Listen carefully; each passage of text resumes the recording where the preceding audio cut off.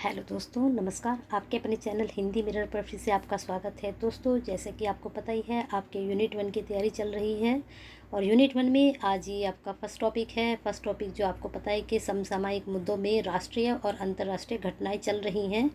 तो राष्ट्रीय अंतर्राष्ट्रीय घटनाओं को आगे बढ़ाते हुए हम फिर से आज शुरू करते हैं। आपकी वीडियो पसंद आती है तो लाइक एंड शेयर करते रहिए और जो आज ही जुड़े हैं वो चैनल को सब्सक्राइब कर लें, बेल आइकन को हिट कर दें, जिससे नए वीडियो के नोटिफिकेशन उनको मिलते रहें। दोस्तों, तैयारी करते रहिए क्योंकि आपकी डेट धीरे धीरे नज़दीक आती जा रही है, 30 अक्टूबर। चलिए शुरू करते हैं। 27 दिसंबर 2020 को अमेरिकी राष्ट्रपति डोनाल्ड ट्रंप द्वारा कोविड-19 महामारी के दौरान सहायता प्रदान करने एवं सितंबर 2021 तक सरकार के वित्त पोषण हेतु एक विधेयक पर हस्ताक्षर किए। इस विधेयक के तहत कुल स्वीकृत राशि है, तो यहाँ देख लीजिए, ये राशि है $2.3 ट्रिलियन है और ये आपदा के सहायता के लिए सरकारी वित्त पोषण हेतु है। चलिए आगे चलते हैं आपकी घटना पर। 23 दिसंबर 2020 को नेसेट को भंग कर दिया गया। नेसेट संसद है किसकी? इजराइल की। ध्यान रखिए, इसको आप नोट डाउन भी कर सकते हैं। चलिए आगे चलते हैं अगली घटना पर। गैर OECD देशों को हानिकारक पुनः चक्रण न ले सकने योग्य प्लास्टिक अपशिष्ट के निर्यात पर पूरी तरह से प्रतिबंध लगाया है। 22 दिसंबर 2020 को किसने? यूरोपीय संघ ने। तो इन्होंने बहुत अच्छा काम किया। ये वर्क सभी को करना चाहिए। 31 दिसंबर 2020 को अमेरिकी राष्ट्रपति डोनाल्ड ट्रंप द्वारा लीजन ऑफ मेरिट पुरस्कार से सम्मानित किया गया। किसको? प्रधानमंत्री नरेंद्र मोदी को। लीजन ऑफ मेरिट पुरस्कार से जिन अन्य देशों के नेताओं को सम्मानित किया गया है वे हैं जापान के प्रधानमंत्री शिंजो अबे, ऑस्ट्रेलिया के प्रधानमंत्री स्कॉट मॉरिसन। ठीक है, ये आप एग्ज़ाम के पॉइंट ऑफ व्यू से भी नोट डाउन कर सकते हैं। चलिए आगे चलते हैं। अगली घटना है चेंगदू चीन को ल्हासा तिब्बत क्षेत्र से जोड़ने वाली रेलवे लाइन, जिसका निर्माण कार्य चीन द्वारा पूर्ण किया गया। कब? दिसंबर 2020 को। सिचुआन तिब्बत रेलवे कौन सी है? वह सिचुआन तिब्बत रेलवे। अगला देखिए, दिसंबर 2020 से पूर्व राष्ट्रपति को संसद के उच्च सदन फेडरेशन काउंसिल में आजीवन सदस्य देने वाले कानून पास हुआ। कहाँ? रूस में। दिसंबर 2020 में पूर्व राष्ट्रपति को संसद के उस सदन में फेडरेशन काउंसिल में आजीवन सदस्य देने वाले कानून पास करने वाला कौन है? रूस। चलिए आगे चलते हैं। 21 दिसंबर 2020 को प्रधानमंत्री नरेंद्र मोदी एवं गुयेन जुआन फुक के मध्य वर्चुअल शिखर सम्मेलन का आयोजन किया गया। गुयेन जुआन फुक प्रधानमंत्री कहाँ के हैं? वियतनाम के ये प्रधानमंत्री हैं। ये आप नोट डाउन भी कर सकते हैं। 31 दिसंबर 2020 को भारत वियतनाम वर्चुअल शिखर सम्मेलन के दौरान यह दस्तावेज अंगीकृत हुआ। शांति, समृद्धि एवं जन समूह के लिए भारत विद्यमान और संयुक्त विजन। ठीक है, ये दोनों ही पॉइंट आप जो है रिलेटेड करके पढ़िए, जिससे आपको हमेशा के लिए याद रहेंगे। चलिए आगे चलते हैं। हवाई द्वीप स्थित वह ज्वालामुखी जो 20 दिसंबर 2020 को सक्रिय हो गया, कौन सा है ये ज्वालामुखी? किलाउआ। क्या नाम है इसका? किलाउआ। ठीक है, चलिए आगे चलते हैं। दिसंबर 2020 से भारत वियतनाम वर्चुअल शिखर सम्मेलन के दौरान दोनों देशों के व्यापक रणनीति साझेदारी के भविष्य में कार्यान्वयन हेतु इस अवधि हेतु कार्य योजना पर हस्ताक्षर किए गए। वर्ष 2021 से लेकर 2023 तक। अब आप क्या देखें, तीसरा ये पॉइंट आ चुका है वियतनाम और भारत के बीच का वर्चुअल शिखर सम्मेलन के बारे में। तो तीनों ही पॉइंट को जो है आप रिलेटेड करके पढ़िए आपस में। ठीक है, उससे क्या होता है, आपको तीनों पॉइंट्स याद रहेंगे, अलग अलग ना करके पढ़ के इनको। भारत वियतनाम वर्चुअल शिखर सम्मेलन के दौरान दोनों पक्षों के मध्य हस्ताक्षरित समझौतों की संख्या है कितनी है? 7। तो आपके 4 पॉइंट हो चुके हैं इस शिखर सम्मेलन से संबंधित। चलिए आगे चलते हैं।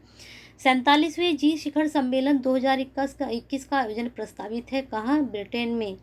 47वें G7 शिखर सम्मेलन का 2021 में आयोजन प्रस्तावित है, वह कहाँ है? ब्रिटेन में।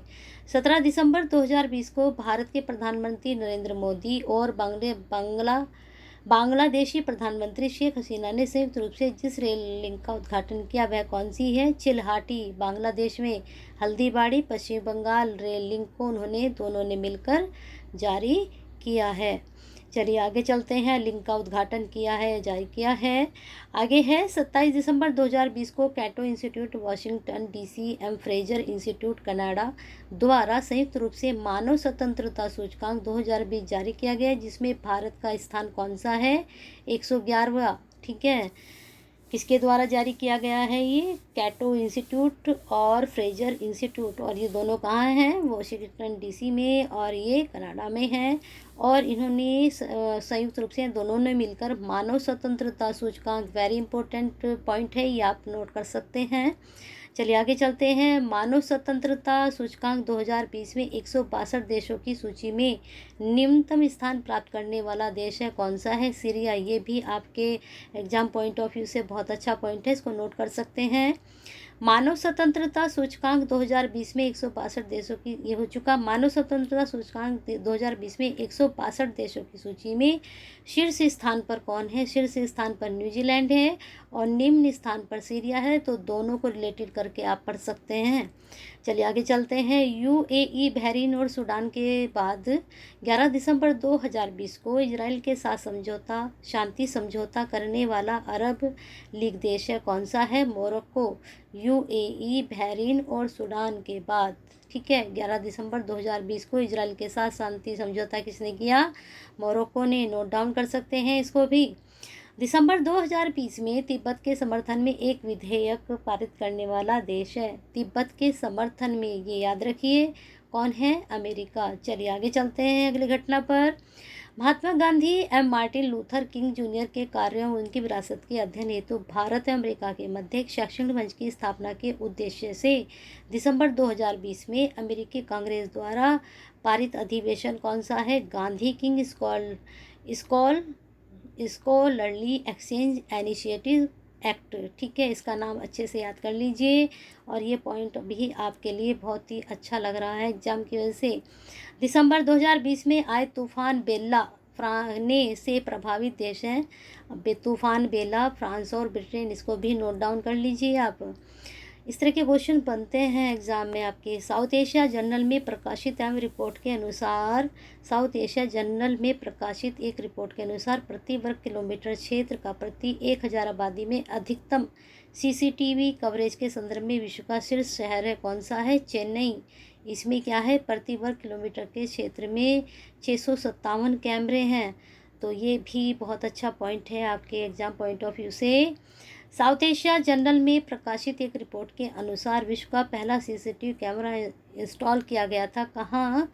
जर्मनी में, वर्ष 1942 में। ठीक है, वो तो आप ऊपर वाला तो ज़रूर कर लें, ये चाहे दिमाग में ही रखें अपने, इसको नोट डाउन जरूर कर लें उस वाले को। अमेरिकी मल्टीमीडिया मैसेजिंग ऐप जिसने द्वेषपूर्ण भाषण, हेट स्पीच एवं हिंसा को भड़काने के आरोप में तत्कालीन अमेरिकी राष्ट्रपति डोनाल्ड ट्रंप के अकाउंट को स्थायी रूप से प्रतिबंधित किया। किसने? स्नैपचैट ने। ठीक है, आप भी ऐसा कोई हरकत मत करना जिससे स्नैपचैट आपका अकाउंट को स्थायी रूप से प्रतिबंधित कर दे। 8 दिसंबर 2020 को फोर्ब्स पत्रिका द्वारा 2020 के लिए जारी 100 सर्वाधिक शक्तिशाली महिलाओं को 17वीं वार्षिक सूची में शामिल भारतीय महिलाएं हैं। कौन कौन सी हैं? 3 महिलाओं को इसमें शामिल किया गया है, और वो 3 महिला कौन सी हैं? निर्मला सीतारमण, इनको मिला है 41वां स्थान। फिर दूसरी हैं रोशनी नडार मल्होत्रा, इनको 55वां स्थान मिला है। और किरण मजूमदार शाह, इनको मिला है 68वां स्थान। ठीक है, और कहाँ मिला है इनको स्थान? 8 दिसंबर को 2020 को फोर्ब्स पत्रिका द्वारा 100 शक्तिशाली महिलाओं में इनको 17वीं वार्षिक इन्होंने वर्षगांठ बनाई या मनाई सूची में शामिल इनको किया गया। तो बहुत अच्छी बात है कि भारतीय की जो 3 महिलाएं इसमें शामिल हुई, इन्होंने बहुत अच्छा वर्क किया होगा, तभी इनको जो है यहाँ स्थान मिला है। तो आप भी कुछ इस तरह के काम करिए जिससे आपको कहीं स्थान मिले। दिसंबर 2020 में चीन व नेपाल द्वारा की गई संयुक्त घोषणा के अनुसार माउंट एवरेस्ट की ऊंचाई में वृद्धि हुई। कितनी? 86 सेंटीमीटर की, 86 सेंटीमीटर। माउंट एवरेस्ट की नई ऊंचाई है 8,848 पॉइंट आपका 88 मीटर। ठीक है, 8,848.86 मीटर। चलिए आगे चलते हैं। जलवायु परिवर्तन प्रदर्शन सूचकांक को जारी करता है। जलवायु बहुत अच्छा पॉइंट है, ये भी बहुत अच्छा पॉइंट था, इसको तो ज़रूर नोट डाउन कर लें। जर्मनी स्थित जर्मन वाच और न्यू क्लाइमेट इंस्टीट्यूट, ठीक है, चलिए आगे चलते हैं घटना पर। जलवायु परिवर्तन सूचकांक 2021 में शीर्ष स्थान पर है स्वीडन, चौथी रैंक। प्रथम 3 स्थान रिक्त रखे जाते हैं। ठीक है, जलवायु परिवर्तन प्रदर्शन सूचकांक 2021 में अंतिम स्थान पर संयुक्त राज्य अमेरिका 61वें स्थान पर है। 7 दिसंबर 2020 को जारी जलवायु परिवर्तन प्रदर्शन सूचकांक 2020 में भारत का स्थान है 10वां। 7 दिसंबर 2020 को जारी जलवायु परिवर्तन प्रदर्शन सूचकांक 2021 में भारत का कौन सा स्थान है? 10वां स्थान है। बहुत अच्छा पॉइंट है, नोट डाउन कर लें इसको। अमेरिका का वह विश्वविद्यालय जहां जैन धर्म और हिंदू धर्म पर एक पीठ स्थापित की जाएगी, कहाँ की जाएगी? कैलिफोर्निया स्टेट यूनिवर्सिटी में। तो बहुत अच्छा काम है ये भी। चलिए आगे चलते हैं। 12 अक्टूबर 2020 को जारी ग्लोबल हंगर इंडेक्स 2020 में भारत का स्थान है कौन सा? 94वां स्थान। भारत का स्थान तो आप जहाँ जहाँ आ रहे हैं उनको ज़रूर नोट डाउन करें और फिर उनको रिवाइज करके उनको जो है याद भी रखिए। केंद्रीय वित्त एवं कॉरपोरेट कार्य मंत्री निर्मला सीतारमण द्वारा आर्थिक समीक्षा 2020-21 संसद में पेश किया गया। कब? 29 जनवरी 2021 को। इसको भी आप नोट डाउन कर सकते हैं। उच्च अनिश्चितता युक्त सबसे खराब स्थिति में नुकसान को कम करने पर केंद्रित नीति की सिफारिश करता है। कौन करता है? हैंसन और सॉर्जेट अनुसंधान। चलिए आगे चलते हैं अगली घटना पर। एनसीओ द्वारा वर्ष 2019-20 में 4.2% की वृद्धि की तुलना में वित्त वर्ष 2021 में भारत के वास्तविक जीडीपी में गिरावट का अनुमान लगाया गया। कितना? -7.7% का। चलिए आगे चलते हैं। आर्थिक समीक्षा 2020-21 के अनुसार देश में आर्थिक सुधार का स्वरूप है वी आकार, वी शेप का। ठीक है, ये भी पॉइंट अच्छा है आपके जो आपका जो यूनिट है अर्थव्यवस्था से संबंधित जो है। उपभोग और निवेश में मजबूत वृद्धि को संभावना के साथ वित्त वर्ष 2020-21 के लिए वार्षिक जीडीपी विकास दर अनुमानित है कितनी? 11%। दोस्तों यहाँ ये जो पॉइंट आपके चल रहे हैं घटना चक्र, ये आपके जो अर्थव्यवस्था टॉपिक है वहाँ भी यहाँ से प्रश्न बन सकते हैं, तो अच्छे से इसको पढ़िए, नोट डाउन भी करते रहिए। विश्व स्वास्थ्य संगठन WHO द्वारा कोविड-19 को अंतर्राष्ट्रीय चिंता का सार्वजनिक स्वास्थ्य आपातकाल PHEIC घोषित किया गया। 30 जनवरी 2020 को विश्व स्वास्थ्य संगठन द्वारा कोविड-19 को अंतर्राष्ट्रीय चिंता का सार्वजनिक स्वास्थ्य आपातकाल घोषित किया। कब? 30 जनवरी 2020 को। याद रखिए इसको। WHO द्वारा कोविड-19 को सर्वव्यापी महामारी घोषित किया गया। कब किया गया? 11 मार्च 2020 को। इसको भी ज़रूर नोट डाउन करें क्योंकि कोविड से आपके प्रश्न काफ़ी बनेंगे, क्योंकि अभी करंट में यही चल रहा है आपका। खाद्यान्न उत्पादन का लक्ष्य फसल 2020-21 के लिए 301 मिलियन टन निर्धारित किया गया है, जो वर्ष 2019-20 की उत्पादन की तुलना में है 1.5% अधिक। क्या कह रहे हैं? खाद्यान्न उत्पादन का लक्ष्य फसल का 2021 में 301 मिलियन टन निर्धारित किया गया है, जो 19 और 20 के मुकाबले कितना अधिक है? वह है 1.5% अधिक। चलिए आगे चलते पॉइंट पर। सरकार के अंतिम उपयोग व्यय ने वर्ष 2020-21 में सकल घरेलू उत्पादन की वृद्धि को बरकरार रखा। वर्ष 2019-20 में इसका हिस्सा 12% था, जो वर्ष 2020-21 में बढ़कर कितना हो गया? 14%। इसको भी नोट डाउन आप कर सकते हैं। वर्ष 2020-21 में सकल घरेलू उत्पादन के संकुचन में सबसे अधिक योगदान दिया है किसने? सकल निवेश ने। इस तरह के क्वेश्चन बनते हैं, जरूर नोट डाउन करें। और मैंने अभी आपसे बताया कि जो आपका अर्थव्यवस्था का टॉपिक है शायद वो आपका 6 यूनिट में है, तो उसको भी इसमें से यहाँ से क्वेश्चंस बन सकते हैं, तो अच्छे से इसको देखिए। चलिए आगे चलते हैं। वर्ष 2020-21 से पूर्व 5 वर्षों में भारतीय अर्थव्यवस्था की वृद्धि दर औसत रही है कितनी? 6.7%। वित्त वर्ष 2021-22 में भारत की वास्तविक जीडीपी वृद्धि दर 11% रहेगी, जबकि सांकेतिक जीडीपी वृद्धि दर रहेगी कितनी? 15.4%। चलिए आगे चलते हैं। वित्त वर्ष 2020-21 में भारत की जीडीपी में वृद्धि -7.7 अनुमानित है। इस अवधि के प्रथम द्वितीय छमाही में वृद्धि दर अनुमानित कितनी है? क्रमशः जो है 15.7% और क्रमशः जो में आएगा 0.1%। चलिए आगे चलते हैं अगली घटना पर। वर्ष 2020-21 में GVA वृद्धि दर अनुमानित है कितनी? ये आ चुका है आपका। ये हम कर चुके हैं। आगे चलते हैं। वर्ष 2018-19 में जीडीपी के अनुपात में सकल बचत अनुमानित है कितना? 30.1%। चलिए आगे देख लीजिए। वर्ष 2018-19 में जीडीपी के अनुपात में सकल पूंजी निर्माण अनुमानित कितना था? 32.2%। चालू कीमत पर वर्ष 2020-21 में प्रति व्यक्ति शुद्ध राष्ट्रीय आय अनुमानित है कितनी? इसको पढ़ लीजिए कितनी, इतने रुपये में। ठीक है। लॉकडाउन के तहत भारत सरकार MRBI द्वारा कुल मिलाकर 29.87 लाख करोड़ रुपए की प्रोत्साहन राशि घोषित की गई, जो सकल राष्ट्रीय उत्पाद का कितना है? 15%। बहुत अच्छा है ये। लॉकडाउन के तहत ये भी आपका करंट में है, चल रहा है, तो यहाँ से भी क्वेश्चंस काफ़ी बनेंगे आपके। प्रोत्साहन राशि जो है करोड़ रुपए, जो जीडीपी का 15% है, में से आत्मनिर्भर भारत पैकेज हेतु प्रदान किया गया कितना?